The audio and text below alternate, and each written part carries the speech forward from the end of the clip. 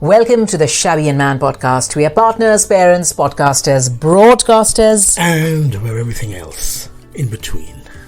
It's going to be one of those episodes where we're both quite excited about taking a trip down memory lane because I'm always excited about every episode.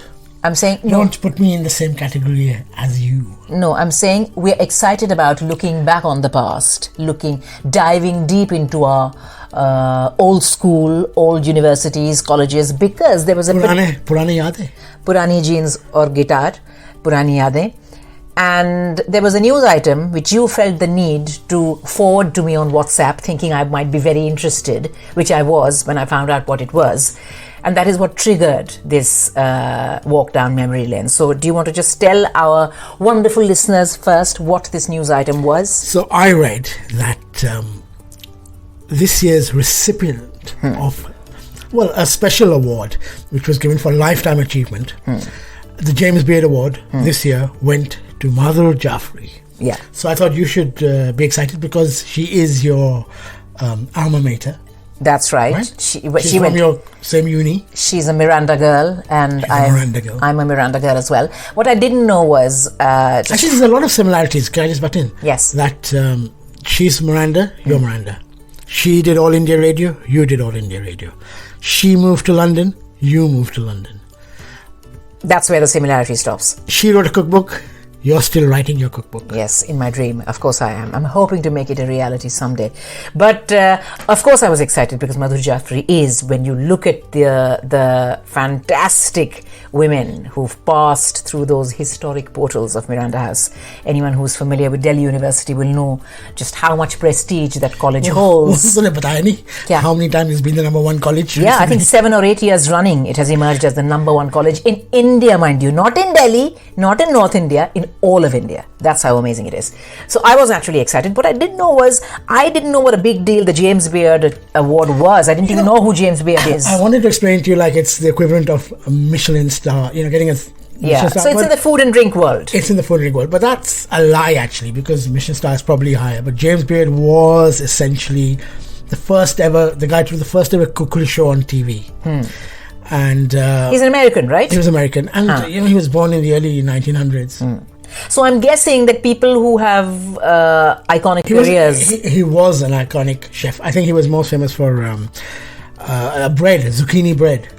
That was his signature signature dish.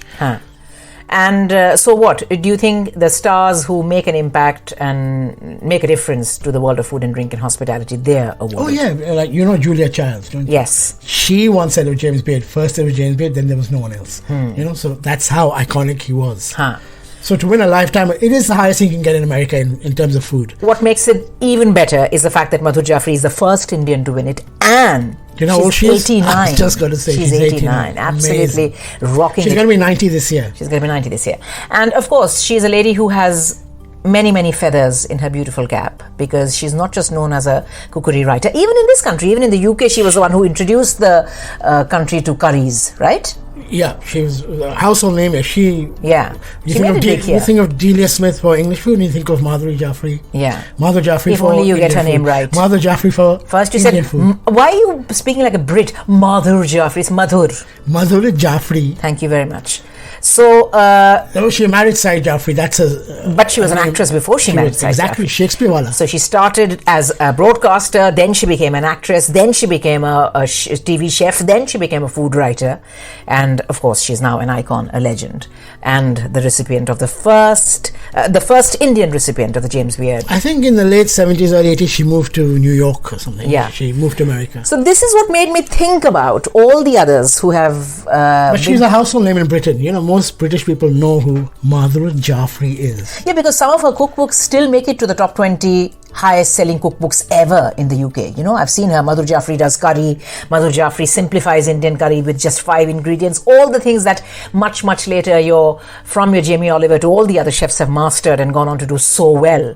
I think she was the first one who thought of these concepts, getting a curry together, because I remember we've got so many of her books, right? In one of the books where she's talking about a curry, she says back in the 70s, 80s, when the mainstream population in the UK, the English people, were only just getting their first taste of curries in the restaurants, and then they started, they wanted to recreate it at home. The biggest myth surrounding a curry was that it needed far too many ingredients, that anyone who wasn't born into the culture or hadn't seen it being made from birth would never be able to master it. So she says that was one of the first things I had to do, simplify the spices and tell them that it's not really as complicated as you think it is. I remember seeing a lecture of hers a couple of years ago. I think it's on YouTube, where she talks about being born in the British Raj and colonialism, and how her parents were quite affluent in I think it was in Delhi. In Delhi, yeah. She lived in fact, she lived round the corner from Miranda House. Delhi University is in North Delhi. I know. And she talks about Old Delhi, and she talks about the old part of North Delhi. So she says her mum and dad, she used to walk it down to university, college. So her mum and dad didn't live too far from Miranda. I remember, this is one thing we should have Googled, but I forget what the name of her memoir was. Do you remember? That was one of... Something Mango Trees, I think. Something Under the Mango Trees. I can't remember it now, but it was one of the books that the year it came out, I wanted it then and there, and you bought it for me, and I read it. It's a brilliant account.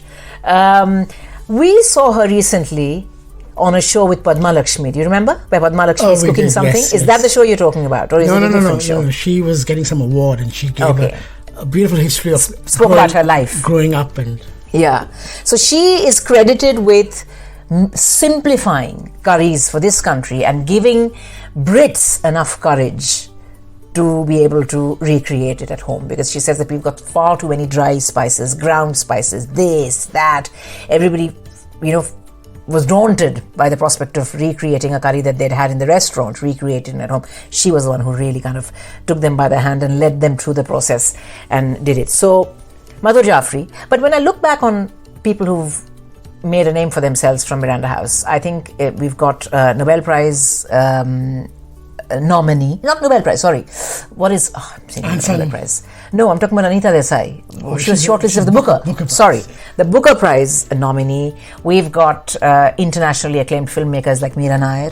We've got actresses like... Malika Sherawat, yeah, less said the better. Nandita Das, Nina Gupta.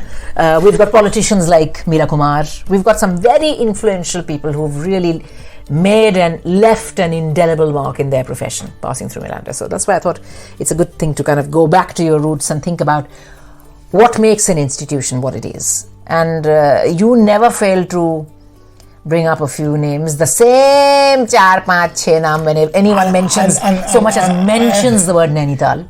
That's unfortunate, because most of the famous people who came out of there are all... Are you talking about there as in Miranda or Nainital? No, in Nainital are all like generals and those sort major of people. Generals and those those sort of who I have no clue military about. men and politicians. I think a fair amount of politicians as well.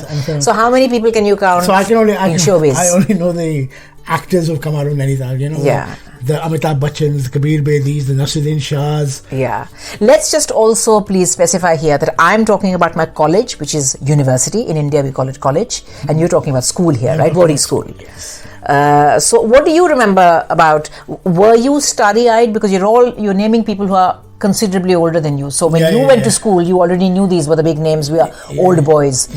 When you were there, did any of them come to your founders day or sports day or to hand you one of the various medals that you tell me you won for swimming and God knows what else? High jump, long jump. Yes, things we've never seen. I must have been some athlete when I was about 10. Yeah. So I'm not anymore. Yes, you can say that again. So what are your recollections of these people being from your school? Was a big deal made of it? No. I don't think so. Well, there was a big deal made of the fact that when I was there, or just... Masoom was shot in your school. Is that what you're talking about? Masoom there. And a couple of years later, after I left... this is a terrible... Can I just digress? Himmatwala was shot there with some movie with Hrithik Roshan was shot there. Himmatwala was Jitendra, not Hrithik Roshan. You might want to keep it quiet. Some Hrithik Roshan movie. Hrithik Roshan as in Laksh? I can't remember. Was it Laksh? I don't know. I had left by then, so I don't know. I'm saying it is a very worrying crossroad in a marriage when the same stories. Looking at the expression, looking at your eyes, I can tell where you're going. When you said, I don't want to say this, but every time I said, well, are you talking about Masoom? And the fact that it's like people who finish each other's? Yes. That's what I mean. But now you don't even have to say it. From the way from your facial expression, I can tell you're going down the Masoom route. I have studied in so many different schools and colleges. Yeah. Is someone's alarm going off? Yeah, that's what. Anyway, so yeah. True. Microwave में क्या डाला है? कुछ नहीं डाला है. Dinner. बोलो. So I'm saying that because I've studied in so many different schools in different countries, I don't actually know who's famous. I know a lot of infamous people have also come out of these boarding schools. Some who are only very recently, Rahul Gandhi mentioned in passing 2-3 of them who have the same surname as the Prime Minister. So that was. And why did you want to say it? I think you very proudly proclaimed in former podcasts, in earlier episodes of this podcast, that Lalit Modi was a 1 or 2 years senior. 1 or 2 years senior. Yeah, playing a lot of billiards with him. Yeah, and I mean, credit where credit's due. He did start the IPL, which is a massive tournament around the world. Yeah. Also, he's a bit of a blagger, like somebody else I know from that school, who said, "Oh, I'm about to marry Sushmita Sen." Next thing we know, that relationship has gone kaput, and everybody's saying it was just a publicity stunt. But must be a Nainital thing. But so it's always interesting when you look at famous people who come out of the same school or college that you go to, and then you kind of try and see, see what binds you. No, but what about your school days? You went to one of those, what are they called, central schools? Yeah. What is I it? went to KVs. So it was totally a state school, and I think the charm of being in a state school in India lay in the fact that you had people from all sorts of backgrounds. So your school was Hindi medium? No, it wasn't. अच्छी अंग्रेजी सीख ली तूने? नहीं, Hindi medium नहीं था. That's the problem. It was totally, we were taught the sciences and geography, history, everything in English. Maybe because it was in Delhi. I don't know if that's the case. If I had gone to a central school in one of the regional states, then maybe I would have, learnt it in the language of that region. The language of that region, in Hindi, yeah. In North India, it would have been Hindi, but we were taught everything in English. And I haven't, just for any listeners who don't know, I did my, in those days called O-levels, GCSEs, in this country. Then the next year I was doing my class 10th, 11th in India. Board exams. Class 12. Then I came back here and did my levels. So for about 4 or 5 years, I was here, there. Not just, we've done so many episodes on this. And nowhere. Yeah. But I went to a college. Yeah. Called Maharana Pratap Inter College, and everything was in Hindi medium.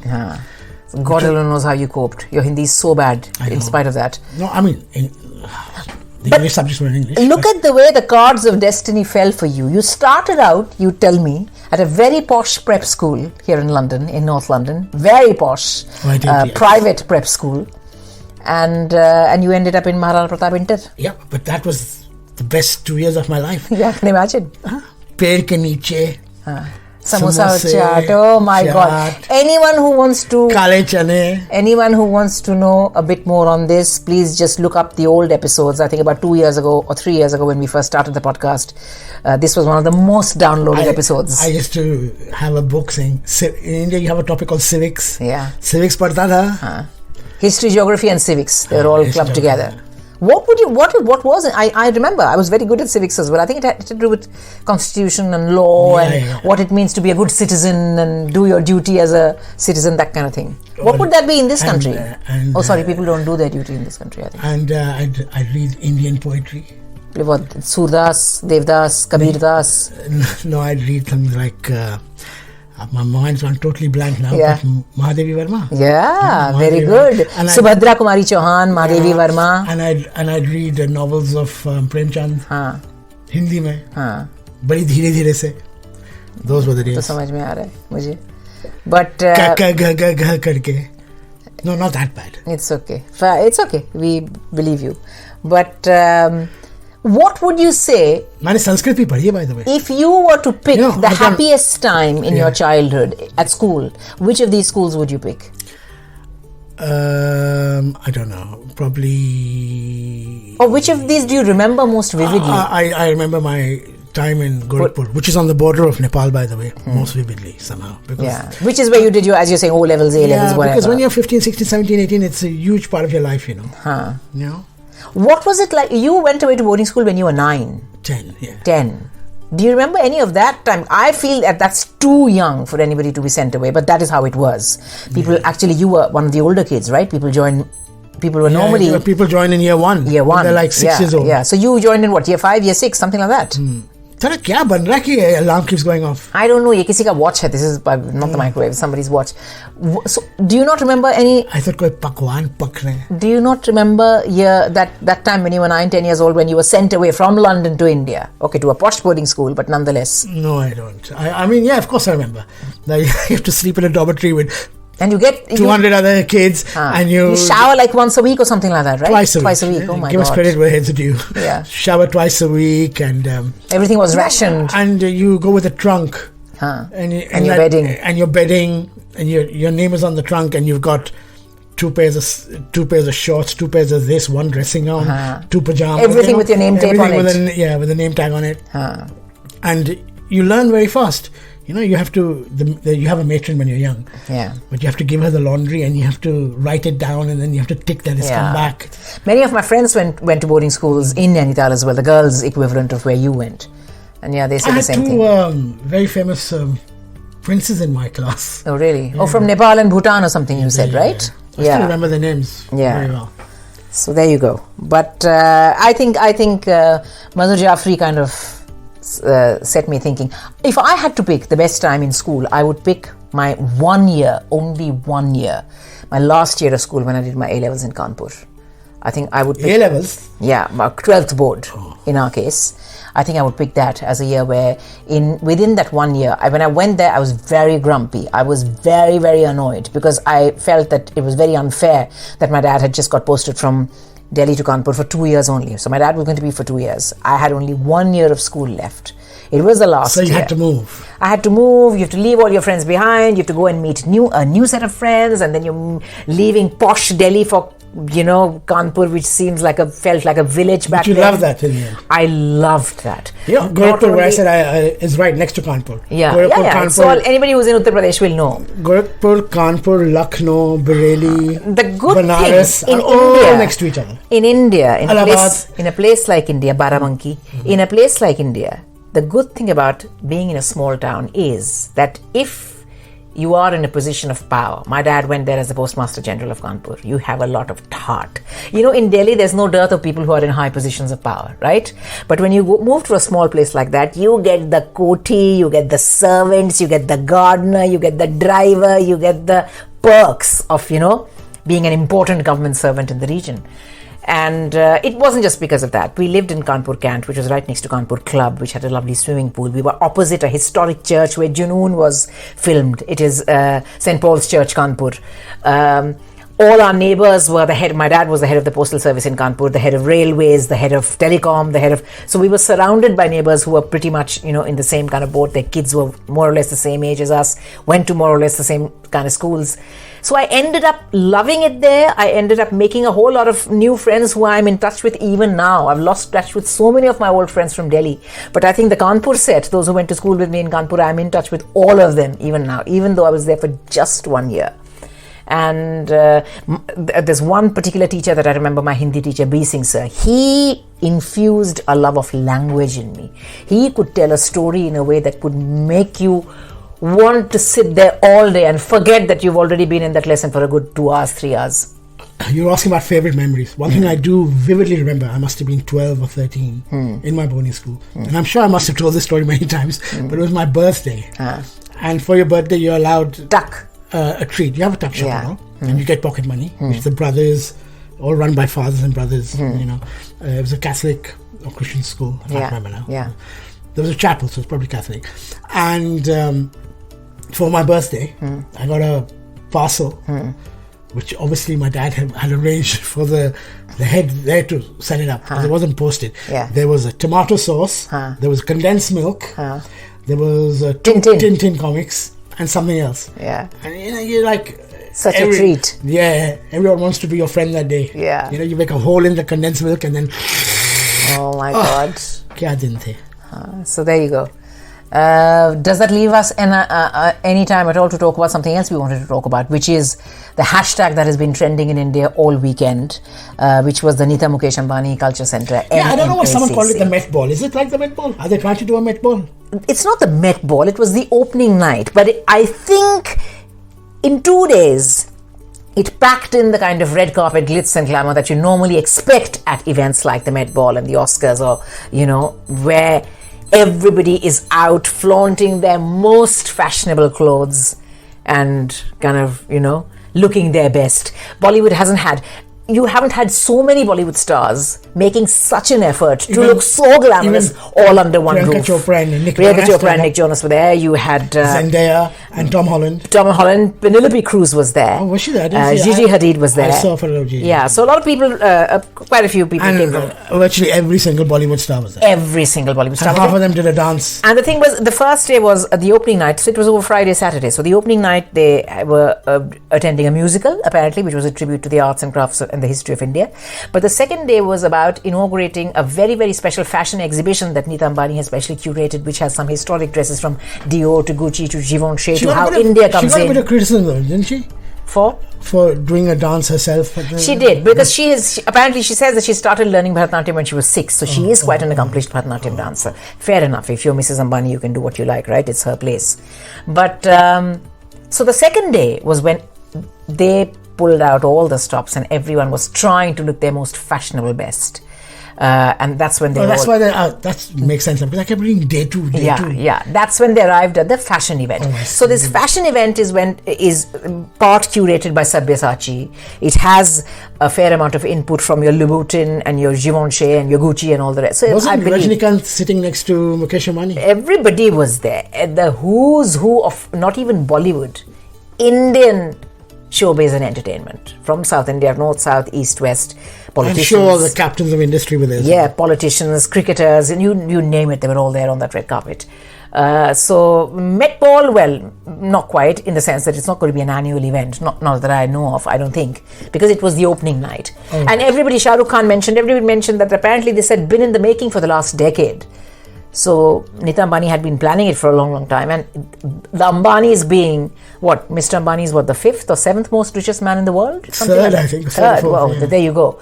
Obviously, richest man in Asia, I think. Definitely the richest man in Asia, but even in the world, he's like in the top. You're saying 5. I thought top 10. But they're saying that the auditorium. So they've already announced their first set of events. So they've got lots of plays happening, they've got an art exhibition happening. So they're saying the grand auditorium, the little stages, the little art galleries, all built. Part of it, newly built. And they're saying they're built to such a spec that most of them are saying that this rivals world class. It's absolutely world class, Because I remember Deepika and Ranveer they were interviewing all these people on the red carpet, and Ranveer said that, the audio quality, the acoustics, I don't think I've ever been to an auditorium anywhere in the world where the acoustics have impressed me so much, So it's going to be a big event. It was a big event, and they're hoping to kind of make it into one of those places where you could go and eat and watch something. And it's like, internationally these hubs are present. It's a bit like the Barbican or whatever, where there are cafes and restaurants, and there's a theatre, and there's a place where you can have a book launch, or you can have a dance recital. Sounds very South Bank. Very South Bank Centre, Sadler's Wells, Barbican, that kind of a space. Delhi में इस Shri fort auditorium and कमानी है, Shri fort. Delhi में भी 3-4 जगह हैं जैसे, but I don't think Delhi has any place like this where you can kind of Pragati Maidan. Yeah, you can browse and you can watch a play and a movie. So it's a multi, whatever you call it, complex. There's a name for it, multi something complex, but that's what. Mall? No, it's not a mall. I don't think. But there you go. Well, that's it for this episode, I think. We've spoken enough about school, college, Madhur Jaffery, James Beard, and Nita Ambani. Oh, just to end, you asked me what was my favourite memory. I think my 3-4 years in Staffordshire, which is in England, yes, were also wonderful. I lived in a village, and that's when you were at uni. That's when I was at uni. Yeah, and it was a proper picturesque village. Yeah, and for the first 1 month, it was about a mile's walk to the main road. Nobody would from where you lived. From where I lived, nobody would give me a lift. They thought, who's this? They'd never seen an Asian probably in those days. But after a month, they were the friendliest. Everyone busy giving me a lift. Yeah, so there was a nice days.